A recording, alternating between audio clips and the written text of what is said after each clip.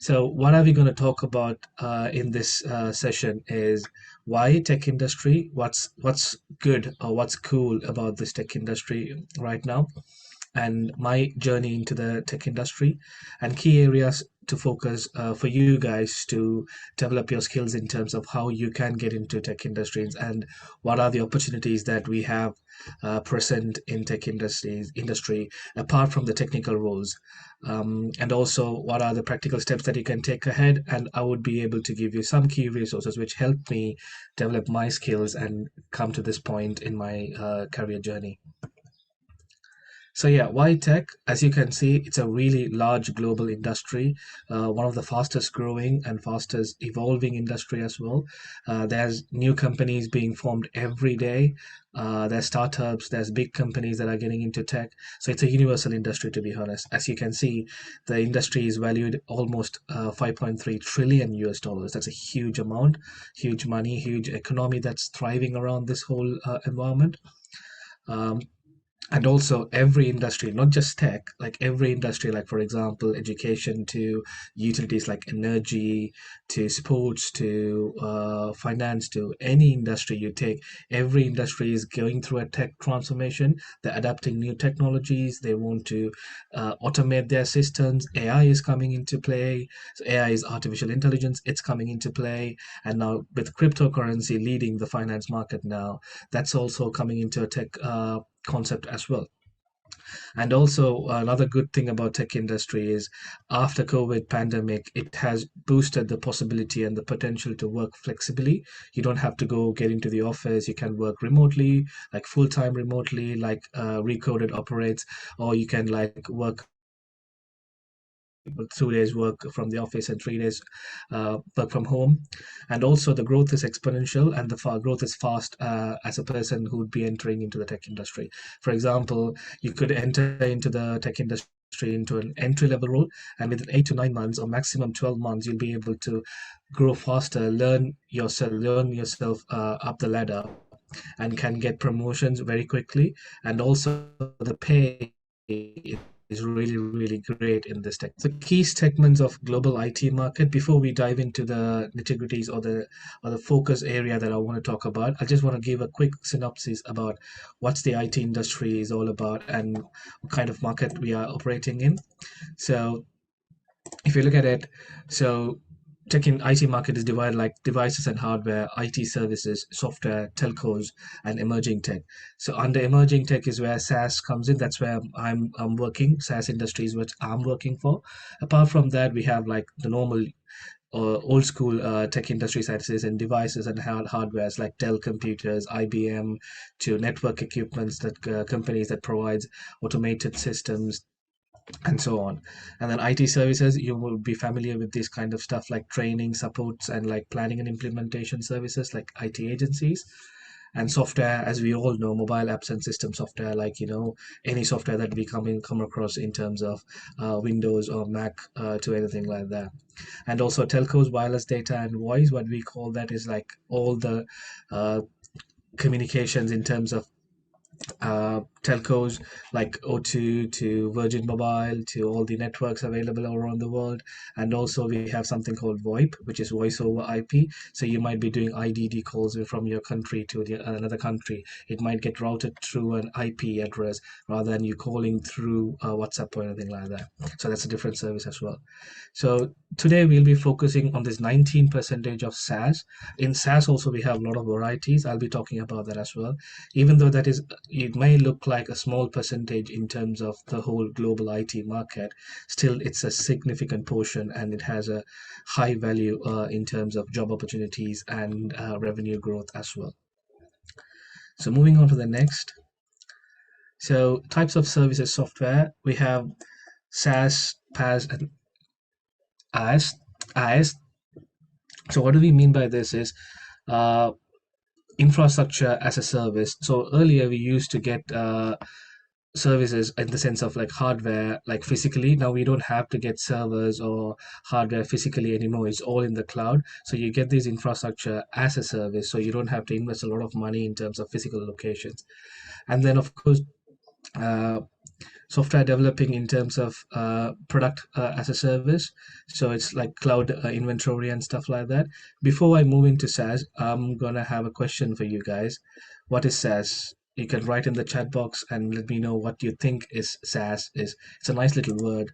Is anybody know the who full form of SaaS? Please feel free to type it in the chat box.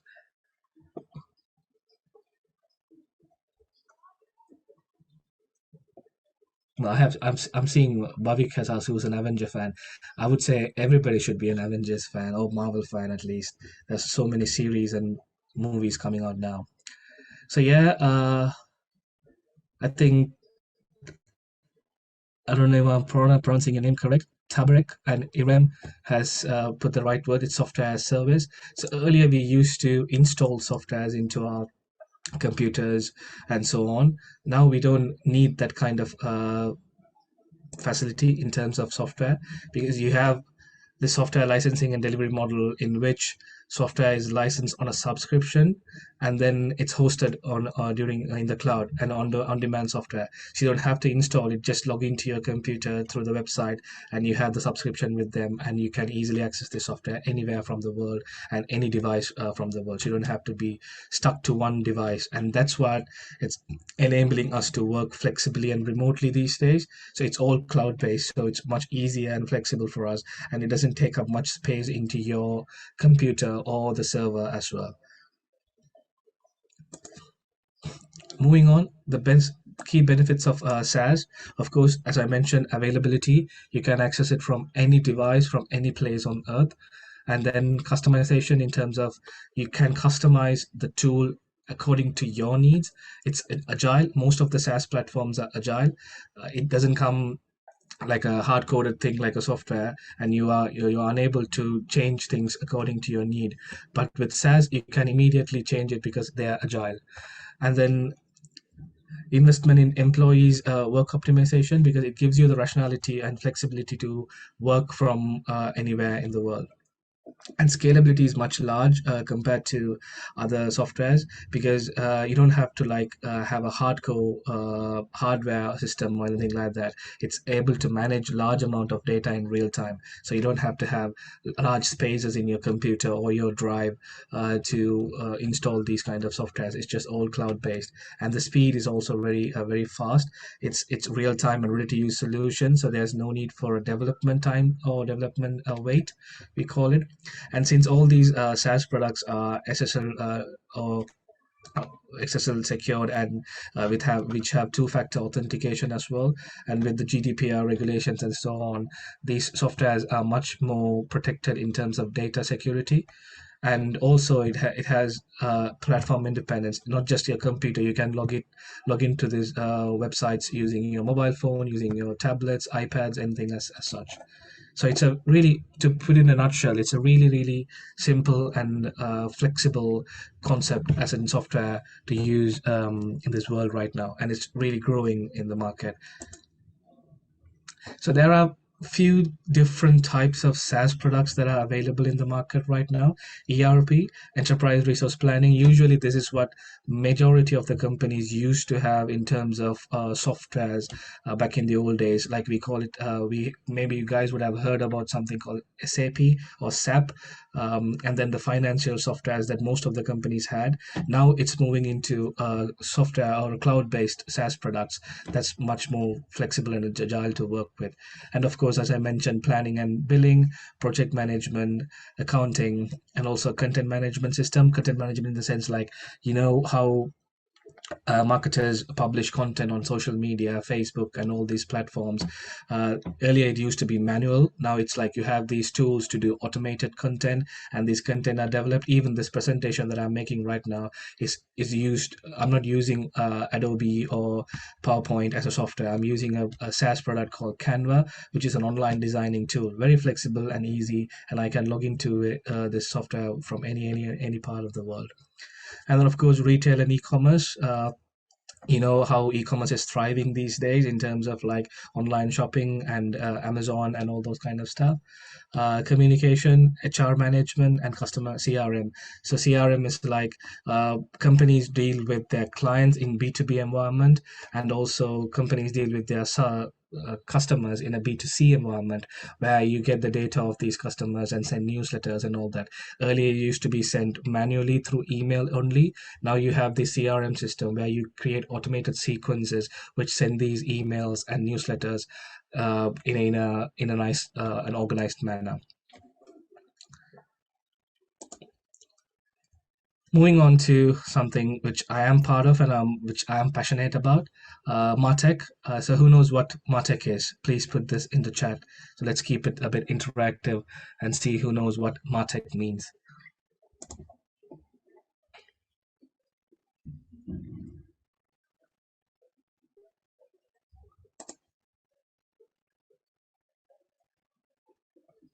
Yeah, Loven Sardar says marketing technology. Perfect, spot on. Yes, Martech is marketing plus technology. And I work in a company that's prominent in this Martech environment. Okay, there you go. So I've been talking about the IT industry and SaaS. You guys might be wondering, okay, the IT industry is big and SaaS is one of a small portion out of it. And now he's talking about MarTech. Is that big? Do we have enough opportunities in this MarTech concept? This is a snapshot of how MarTech has evolved in the past 10 years. So it started off with 150 companies around in the MarTech industry. And now in 2020, it has close to 10,000, like 9,932. It's like a little shy of 10,000 companies. So it's a really crowded space. And also, oh, Tabrik says, I work on data mining. That's interesting, Tabrik. So you might be knowing a bit much more better than me in terms of the SaaS products in a technological or technical side of it, I would say. Because I don't come from a technical background, sorry. So yeah, 9,900 companies as of 2022, and it's growing. Like, see, if you look at 2019, it's 7,000, and 2020, it's 8,000. Now it's like double. So it was growing like 500,000, 500 to thousands. Now it's like 1,500 to 2,000. So in the next 5 to 10 years, they're expecting like about 15 to 20,000 companies in Martech alone to provide these solutions for SaaS. So yeah, my company, Lead Family, it stands in the concept called interactive content under Martech. So even though interactive content may seem like a small area, we are competing with about 700 plus companies in this small area. It is crowded. As a business, it's challenging for us when the market is crowded. But as talents for you guys, it's opportunities. So look at the bright side. There's so many opportunities out there, and every company is hiring new people all the time, and they are welcoming diverse and new talents. That's the beauty of the SaaS companies and in Martech especially. So tech occupation employment outlook. Yeah, as I mentioned earlier, tech jobs are in high demand because even though that we have so many people looking out for job, at the same time there's so many new companies and so many new objectives coming up for these companies, so they need new talents. So you might not have even heard of, like, recently I came across a new vacancy at a company saying diversity and inclusion officer. Imagine earlier, like 10 years back, I've never heard a vacancy or job role like that in a company. But these tech companies are doing that because they need diverse workforce from different countries, different backgrounds, different ethnicities, and all that. And as I said, more and more tech companies are coming up every day. So about 2030, they're expecting close to 9 million of workers to be just in tech alone. So that's the whole population of London, to be honest. So my journey into tech, yeah, I am experienced in sales and marketing, but not in tech at all. 9 years of experience in terms of proper hardcore marketing and brand development, and also sales. But how I wanted to transition to tech industry, and then what I did to do that is learned a little bit of digital marketing tools. I'll be talking about those digital marketing tools in a while, in a bit of a more structured way, and also constantly learning about tech and SaaS updates. So when I decided to move into the UK, I checked on which are the high performing or top industries that I can look for a job. because with 9 years of experience, I was almost like a head of marketing level back in Sri Lanka. But I can't expect that to happen in the UK because I'm new to this country. So I had to restart my career from zero, to be honest. So I had to learn something different. So I was learning and researching about these industries, and I found tech and SaaS is one of the leading industries in the UK. So I started like learning about that and learning some tools that might help me, and then also researching around it. And of course, I developed a personal passion towards the industry, and I have my own ambition in terms of connecting my digital marketing and marketing experience in developing a SaaS tool in the future whenever it's possible for me. So areas of focus for you guys, not just technical skills. There are other things that these companies look for. This is a particular thing that my company advocates about. So they look for competence. So what is competence? It's all about knowledge, information that you know, not only about your product or the tech industry or the SaaS industry, information in general. For example, how I stood different from other candidates when they were interviewing me was my passion towards marketing and the knowledge I had in terms of marketing and sales, and also how I worked with Avengers and worked with Marvel, Coca-Cola, Unilever, and these kind of brands. So that developed me a nice skill set, soft skills in terms of communication, negotiation, and like interactivity and all those kind of stuff. So connecting your knowledge, you'll be developing skills as well. So they don't look at just technical skills; they look at soft skills, as I mentioned earlier, communication, interaction, and like research and all that kind of stuff.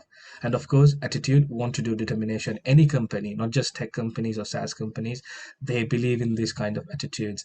They don't want a bully in the office. They don't want a person who doesn't fit with the culture of this company. So they really strictly monitor those kind of attitudes of an individual and try to support them as much as possible.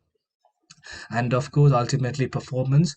So any company, any job that you go into, your performance is always monitored. Some companies will have strict KPIs in terms of sales and marketing. Some companies won't have that much of a strict KPI, but still your performance will be monitored in terms of how fast and agile you are delivering the results for these companies. So connecting all together, it means competence. Develop your competency in these areas and you'll be able to land a job, not just in tech, not just in SaaS, any company in the world. So moving on, I would like to highlight some of the opportunities in SaaS, especially. So even though we're talking about non-technical jobs, maybe some of you guys might be interested in terms of technical jobs. So software engineering, as you know, the coding side of it. Now even sometimes data mining might also get into this technical side of the SaaS industry. So what does this involve? Creating and testing the softwares, developers to code the products, quality assurance, and job roles that these people in software engineering would be doing. And then these are some of the tools that are top tools which the software engineers use in terms of like training themselves to coding. And I've given you a link here. I think hopefully the slides will be shared with you if I'm not mistaken, and you guys can access these links to learn coding if you are interested as well. Moving on, product management. One of the key things, I also was involved back in Sri Lanka, part of marketing, but not in the software industry. But in terms of product management in software or SaaS, is like mostly the creation and maintenance of the software. It won't be involving any sort of coding or anything like that, but just connecting the whole process, make sure all the pieces fit together.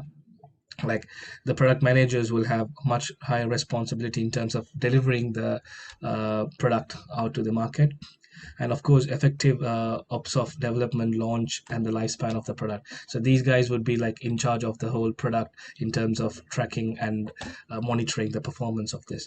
So here are some tools like Monday.com, Craft.io, Protpad, and Airfocus. So these tools are like famously used in this product management atmosphere. So if you guys are interested in learning about product management, just try and go through these tools, like explore. They have like free versions for sure. So just have a look into it and see, get yourself familiar with it. So when you guys are like going for interviews and stuff, you can say, hey, I'm familiar with this tool. And so on. So that'll give you an additional plus for you guys to stand out from the crowd. And project management, of course, it's kind of different from product management. Sorry, there's a spelling mistake from my side. It's different from product management, connecting all the process of the company with the product, not just monitoring the product. It's connecting all the dots in terms of like finance, in terms of coding, in terms of marketing, in terms of sales. So the project manager would be connecting all the departments within the organization and connect a cohesive operation for the product to be launched and developed further. So some of the good project management tools are like HubSpot, Rike, ClickUp, Asana, and Smartsheet. I'm a huge fan of Asana. It's a really good tool for project management, and also HubSpot. HubSpot is a multi-faceted tool, to be honest. It sits in multiple different verticals, to be honest. I will be talking about that later on as well. So Asana is a really, really simple tool to use as well. I've been using it for a while, and I love this tool. So have a look into these tools as well and see if something catches your eyes and like you might be able to develop something. And of course, when you go to interviews and say you know these kind of tools, that gives much more credibility as well again. So marketing, as we all know, what marketing does is mostly creating awareness of the product, building the brand, building the concept, and all that kind of stuff. But in terms of SaaS, we have another area in terms of inbound marketing, demand generation, and pay-in marketing. So what do we call by inbound marketing is when your sales team is going out and selling, your marketing team will be looking into, in terms of sales companies, marketing teams will be going to events, webinars, hosting webinars, and so on like that, and get the interest of the customers, not yet customers, they are prospects, and try to get their details out so the sales team can reach out to them and pitch the product later. So we call this an inbound marketing. So the interest is coming to you rather than you going out and pushing for the interest. So that's also connected to demand generation as well. So as I mentioned earlier, HubSpot sits in this vertical as well. HubSpot is a multifaceted tool, marketing, sales, and project management, everything. It connects yourself. Zapier is a really good inbound marketing tool, demand generation tool. And Pipedrive, Soho is a large tool, to be honest. Soho has ZRM, Soho has email client, Soho has sales tool as well. So it's a much larger tool similar to HubSpot, based in India, to be honest, and they are really close to HubSpot in terms of operating in the market. And moving on, sales development, which is one of the other areas I closely work with. So seek potential buyers, go out and seek for potential buyers for your company in terms of your product in SaaS. And then just one sec. And then conversion of prospects. So you'll be getting prospects from the inbound marketing, and you have to talk to them, see what their interests are, and try to convert them into buyers. And then of course main KPI would be revenue generation. And customer success, what do we mean by customer success? After you get these clients on board with or buy your product, you have to maintain a relationship with these guys still, because these are subscription based products. So first of all, they'll be buying the product for an year or two maybe, and then they'll be checking how the product works, and if the product doesn't work, they'll be churning, in the sense they'll be leaving from your software unless if you provide a better service. So that's where this customer success team comes in. So customer success team works with these companies and provides them ideas and campaign planning and all that around using the particular platform in terms of the SaaS product, and push them to use it much further and continuously, and make them spend more in the long run. So how it works is like in a subscription software, when the customer adds more users or admin users to this particular product, then the cost will go up and high. So that's what the customer success team comes into play. And for example, if the software is sold to a marketing team, then they'll be pushing it to be, say, used by the finance team or the HR team, relevant departments, based on the proposition that what the software is giving.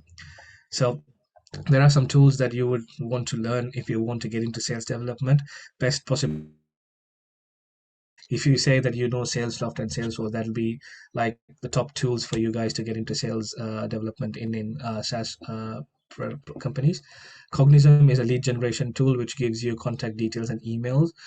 Back in the old days, you had to like go through yellow pages or databases that you buy from other people. Now these tools have GDPR regulations, and these tools give you the information that the customers have shared publicly. so then you can access them.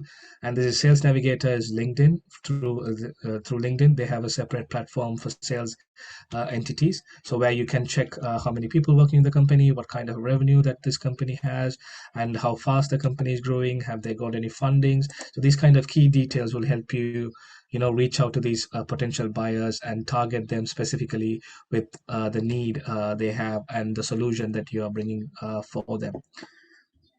So yeah, moving on.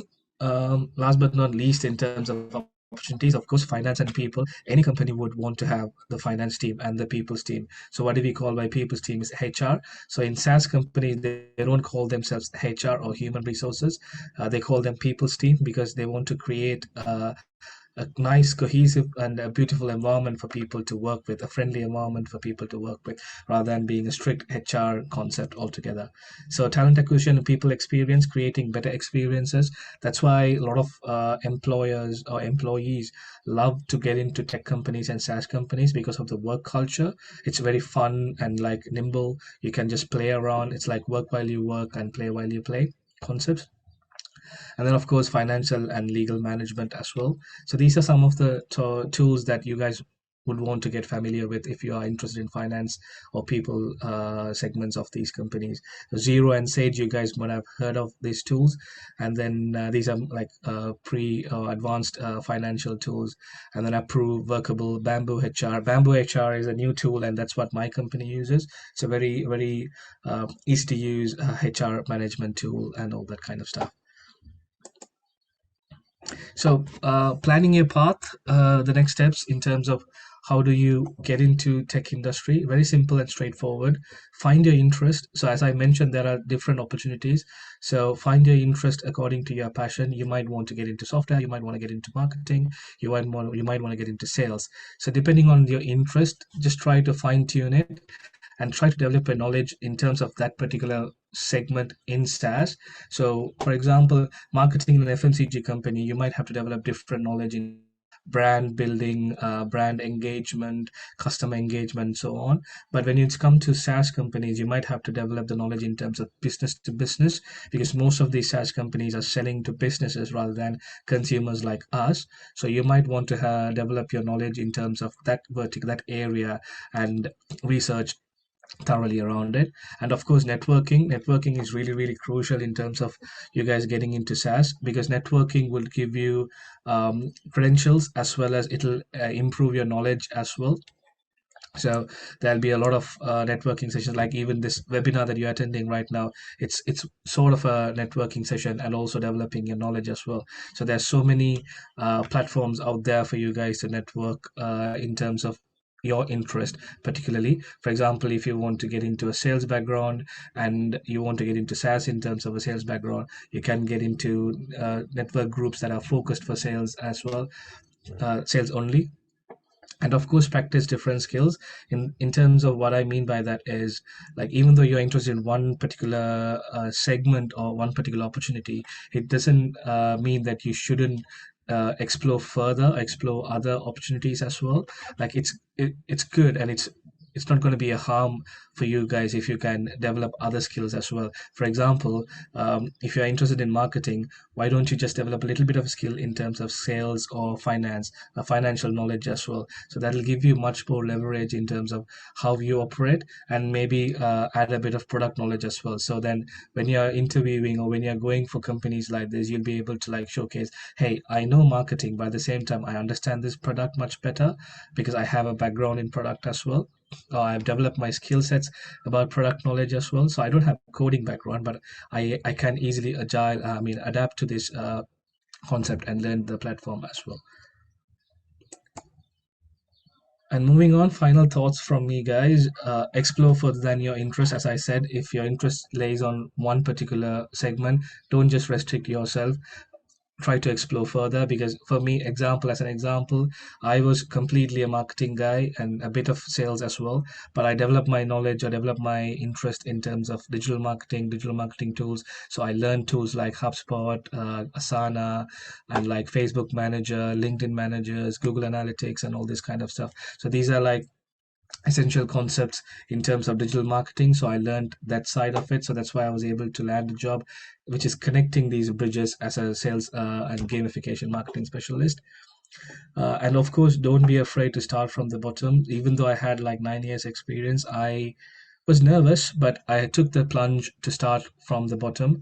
The pay is good, but at the same time, the growth is fast as well. So you might look or you might struggle for a while, but then again, you'll be able to improve your skills and upskill yourself while working, and you'll be able to get to the top. And of course, learn CRM tools to track your progress, like CRM tools in the sense like tools like HubSpot. I have the link to HubSpot Academy and all that kind of stuff, so you can check into that and do some online courses for you guys to get familiar with these tools. And like Salesloft, HubSpot, Google, all these softwares have their own academy, which you can learn things free and just get familiar for yourself on this kind of stuff as well.